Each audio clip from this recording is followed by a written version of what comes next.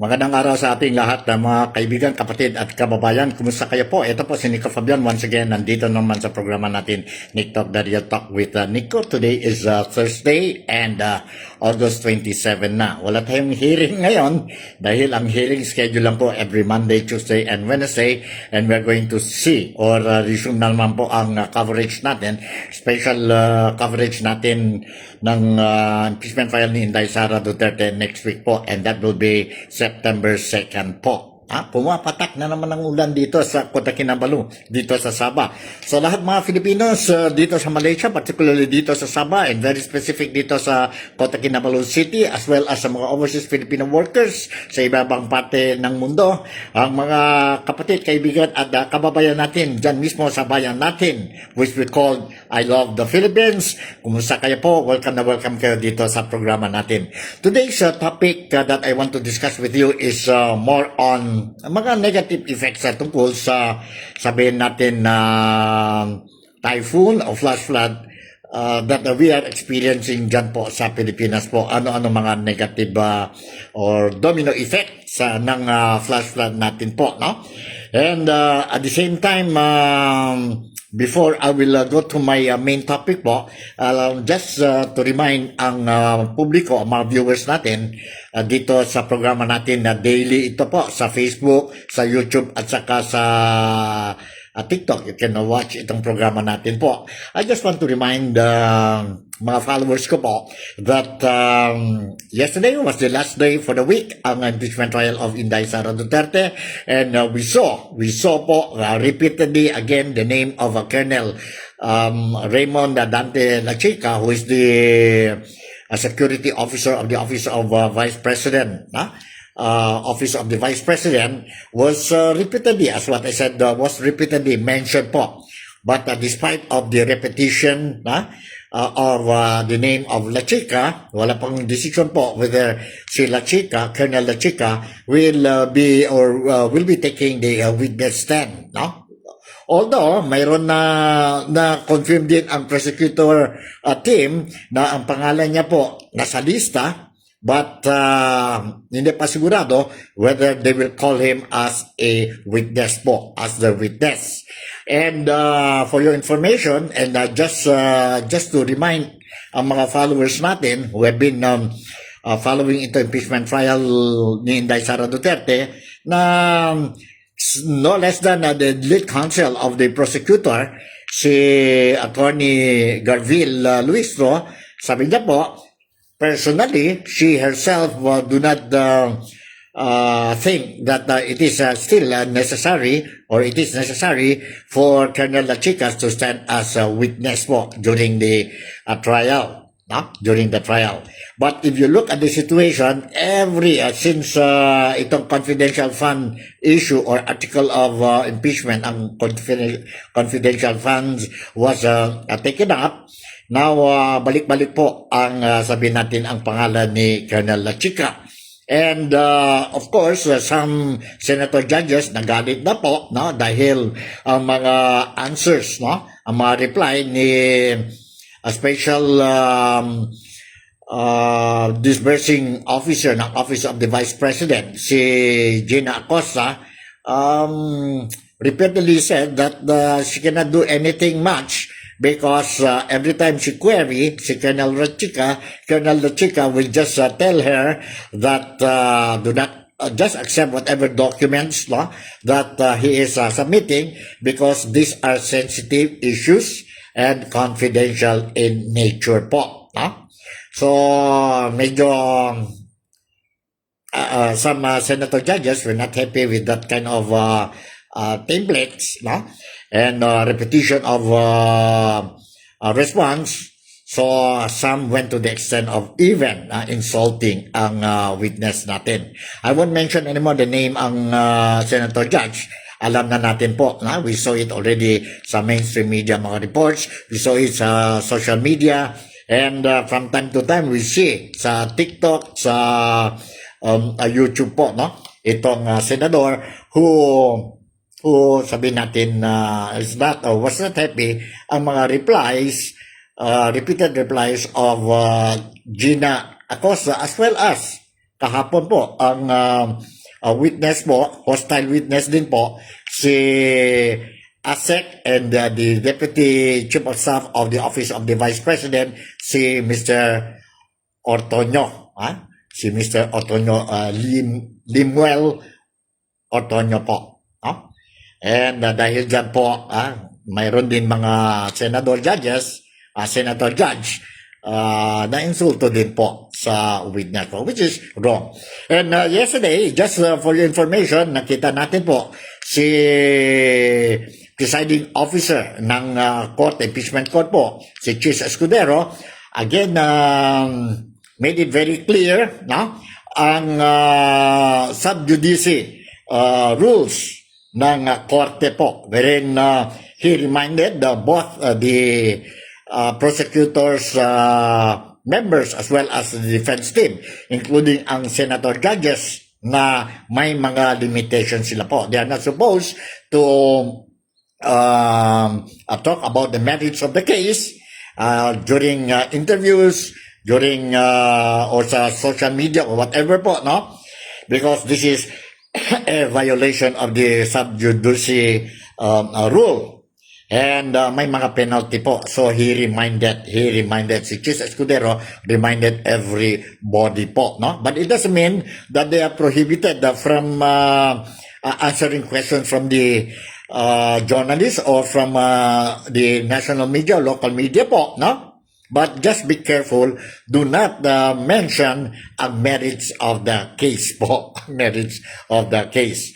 While Chis Escudero was reading ang sub judice rules, kahapon during the hearing, na lumabas din ang sabihin natin na statement made by Vice President Inday Sara Duterte, wherein she also mentioned ang merit, a portion of the merit of the case po, But sabi ni Chis Escudero, he will just leave it that way, just as a warning, and inform ang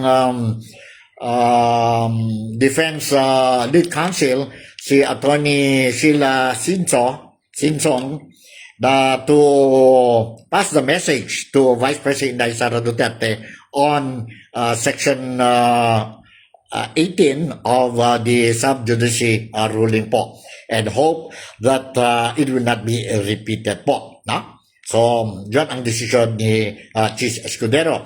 However, he made that declaration or reminders mo in the morning, but unfortunately after a minute or two, after an hour or two po, mayroon na naman po ang Senator Judge who violated po ang itong section 18 ba yun ng sub judice rules. And sana lang po, it will not be repeated again po. Kasi galit na po ang mga viewers, ang mga Filipino po, tungkol the attitude of some of the senator judges po when it comes to doing their injection or question or asking questions sa witness po, So witness. So kagaya yon na calling the witness stupid, using the word mastermind, scam, so forth and so on po. This is a violation po, And senator judges, correct me if I'm wrong, senator judges must be patient, They have to be patient, they have to be dignified, And they have to practice courtesy po, When playing the role as a senator judges dyan po sa impeachment trial. They should be patient po. Hindi yun impatient sila because they do not get the answers from the witness which they are expecting, and they are being arrogant because they are not happy with the question, and walang kortesiya po, sa korte po, sa korte at saka sa presidency itself. John, ang galit ang mga Filipinos po, very concerned Filipinos po. So let's hope by next week tapos na ito po, everything will run smoothly and everybody will respect ang ruling, rules po ng impeachment court para wala tayong problema. Wala tayong problema. Alright, that's the thing that I want to pass a message or reminder to sa mga viewers ko dito po sa Nick Talk Radio Talk with Nico po during itong programa natin Thursday, Thursday, August 27. Okay, punta naman tayo sa main, sabihin natin na main topic ng programa natin for today, and I'm talking about itong sabihin natin flood control project, flood problems dyan po sa Pilipinas. In fact, according to the Weather Bureau, dyan po sa Pilipinas, ang Philippines is expecting po, no? At least 7 more typhoons to visit sa Pilipinas po before the year ends. And some will be super typhoons and some will not be that strong typhoon po, no? And as what I mentioned, let's talk about itong sabihin natin mga domino negative effects ng flash flood natin po, which a lot of Filipinos are suffering, especially mga flood victims. They've been suffering until now po, for more than 2 weeks na po, no? More than 2 weeks na ang mga bahay nila po submerged, no? Sa tubig. And mahirap talaga po ang buhay kung we experience flood. Ako mismo po, I experienced flash flood dito sa Kota Kinabalu po. I think a few years ago, no? 10 years ago po, I became a victim of flash flood.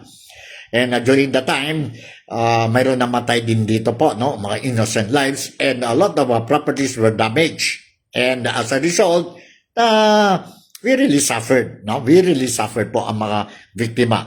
But luckily, ang gobyerno natin dito sa Sabah is very, very concerned about the interest of every people, ang mga tao dito po sa Sabah, mga Sabahans po, as well as mga foreigners legally residing and working dito po sa Sabah, and we were well taken care of, no? So, but I know how it feels to be a flood or flood victim, flood victim po. Sayang ang mga things natin sa bahay, our personal things inside the house being destroyed po, even our own vehicles, our car, we have to fix it after the flash flood po, no? Mahirap na talaga po, no? And yes, the other thing that negative effect of the flash flood is ito na po, sakit, no? Sakit po in terms of ang health natin po. Have you ever heard about ang sabihin natin na sakit po which we call leptospirosis? Ano ba ito? Leptospirosis po. Now, we only experience, we can get this kind of bacteria po, no? Sickness po, kung exposed tayo sa dirty water. Sa dirty water. If we are exposed in the dirty water po. And vulnerable ang mga tao, the people are very vulnerable, especially flood victims po. Ano ba ito, leptospirosis? It is a serious bacteria disease spread through contact with water, mud or soil contaminated by urine of infected animals, mainly rats, also cattle, dogs, and wild animals. Ibig sabihin po, yung dumi ng mga animal, especially itong raton or rats po, in Malay we call it tikus, cattle, mga baka, mga karabaw, no? Sapi, no? Even dogs, the waste of the dogs and other wild animals. So when flood come in, no? Marumi yun po. Especially may mga urine contaminated, no? Itong tubig sa urine, ang waste ng mga animals, then if ang tao will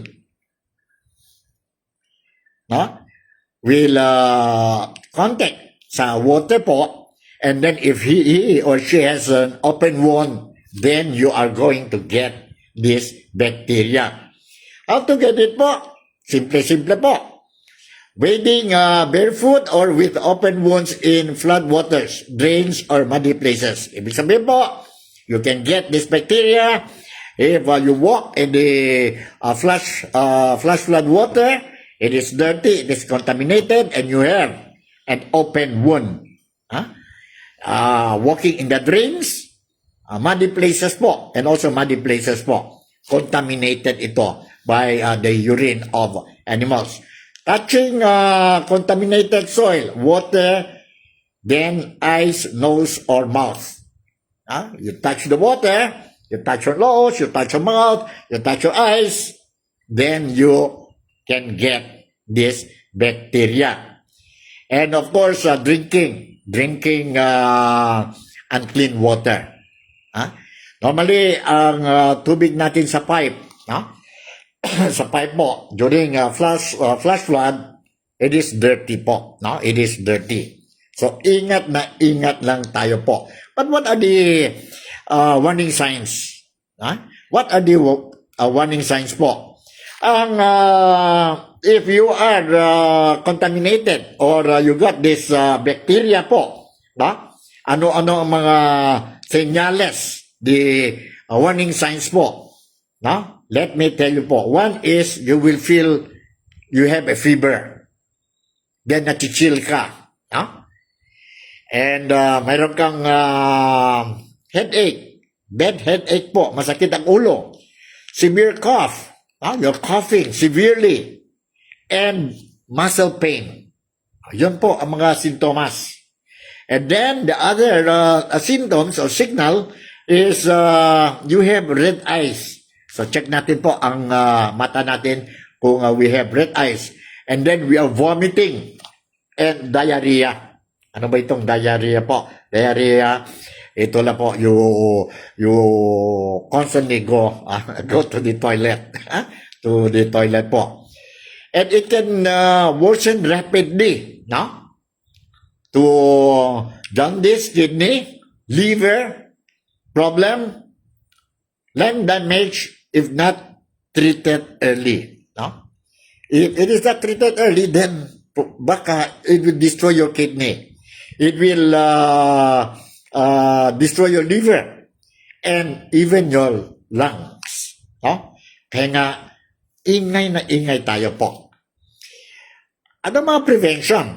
Now, about the prevention, always wear boots. We use boots or shoes to protect, and boots, shoes, or gloves when we walk sa flood water. Cover all cuts, scratch property. Kung mayroon tayong wound, if we have a wound, cover it po. And as much as possible, do not let the water touch your wound. Kung pwede lang po, avoid walking, swimming, wading in unknown flooded waters. Nakita natin po, dyan sa Pilipinas. Enjoy na enjoy mga bata. They are swimming. Please, parents, please stop them from swimming in dirty waters during flash flood. And then once you go inside your house, make sure that you wash your feet. Wash your feet thoroughly and dry well it. Dry it. And kung may problema pa rin po, to be safe only po, go and see a doctor.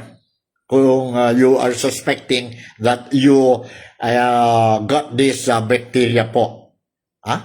This bacteria. Go and see a doctor. And be careful talaga po. Remember, this kind of disease is very common after storms, floods, easy to prevent but can be fatal if ignored. Now, what is happening dyan po sa Pilipinas ngayon po is that, what is happening in the Philippines is that, ang dami na po, ang dami na, sabihin natin, ang dami na pasyente. Ang dami na pasyente po ngayon sa Pilipinas po dahil sa leptospirosis. No? Leptospirosis po. Ang dami na po. In fact po, it was reported by the Department of Health na some of the hospitals sa Manila po are now facing shortage in beds dahil tumaas the number of leptospirosis cases. And it is because of itong sabihin natin flash flood or typhoon that we have been experiencing. No? According to the report, with leptospirosis cases surging amid floods brought by monsoon rains, the Department of Health, DOH, has ordered state hospitals to ensure the availability of extra bed. We will have 42 beds available at DOH hospitals in Metro Manila. Health Secretary Edwin Mercado sinabi po kahapon, if there is a surge, private hospital should utilize their 10 to 15% no balance billing beds, he added. An inter-hospital referral system is being enforced to prevent overcrowding, he noted. 33 state hospitals have been established leptospirosis fast lanes to provide immediate aid to patients, the DOH said. Ito ang problema natin ngayon po. Dahil sa typhoon, dahil sa flash flood that we have been experiencing, no? Hindi lang po na-damage ang agricultural lands natin, hindi lang, na-damage ang mga personal belongings natin sa loob ng bahay, no? Hindi lang made our life miserable because we have to stay in evacuation centers. It is very uncomfortable, but the chances of being infected with leptospirosis po, you cannot blame ang mga biktima po, no? They have to go out from their house to buy their food, to buy whatever they need, essential goods for the house po. But the problem is, the moment they step out from their houses, and some even inside the houses already flooded, and it's dirty water po. It's a dirty water. So, vulnerable talaga yun sila po. Vulnerable talaga. It is all because of the flash flood po. And how come we are experiencing flash flood? Sana po, we will not really face this kind of inconveniences during flash flood kung ang flood control projects natin po naggawa talaga po. Yung pera for constructing flood control infrastructures, kung naggawa talaga po, siguro we will not be facing this kind of a problem ngayon. But dahil ang pera meant or intended to build pumping station, to clean drainage, to level up ang flood control system natin sa community, the money was pocketed by irresponsible, greedy, elected politicians, government officials. And we are talking about huge amount, trillions of pesos. And because of the greediness, being very irresponsible, only thinking about themselves, ganito po ang buhay ngayon ng mga inosenteng Filipino. Inosenteng Filipino po. Biktima lang po tayo din. So I hope the government will do something po. Will really do something po to immediately address itong problem. Kawawa talaga ang taong bayan. Kawawa talaga ang mga ordinaryong Filipino. Ang mga magnanakaw po, they are not experiencing this kind of difficulties now. Nasa concrete houses sila po. their house is not being flooded, no? And they are enjoying life. But mga tayong ordinaryong Filipino who pays regularly, religiously our taxes po, this is what we get now. Reminder lang po. So again, as a reminder to the government, please do something to ease our difficulties now and for the future. Sana lang po, kailangan na ito po. Ha? Tama na yan po. There must be political will. If you really want to do it po, I think walang problema po. Walang problema. So think about ang mga inosenteng Filipino. Mr. Government, Mr. President, Mr. Top Government Officials, Mr. Senator, Mr. Congressman, Mr. Engineer,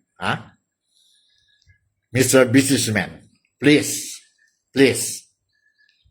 maawa naman kayo sa mga Pilipino. And of course, the government, we are calling again, reminding them, please, those who are involved in this corrupt practices which causes a lot of difficulties sa mga majority of the Filipinos in the Philippines now, especially flood victims po, no? They should be put behind bars.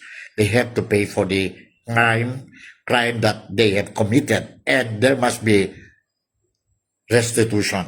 Ibig sabihin po, whatever pera we lost, it should be returned back to the taxpayers, to the Filipinos. So siguro hanggang dito na lang muna ang programa natin, TikTok The Real Talk with Nico. This is the thing that I want to touch for today. And ingat lang tayo po, no? Kasi we are still expecting no less than 7 typhoons to visit the Philippines now until the year end. So ingat lang tayo, government, please do something. Do something po to protect the interest and welfare of every Filipino, especially those vulnerable Filipinos when it comes to natural calamities like us. Storms, super typhoon, flash flood, earthquake, landslide, so forth and so on. So, all right. With this, once again, si Nico Fabian would like to say thank you very much for making me a part of your day-to-day. Salamat. Don't play. I'll see you in my next episode. Bye.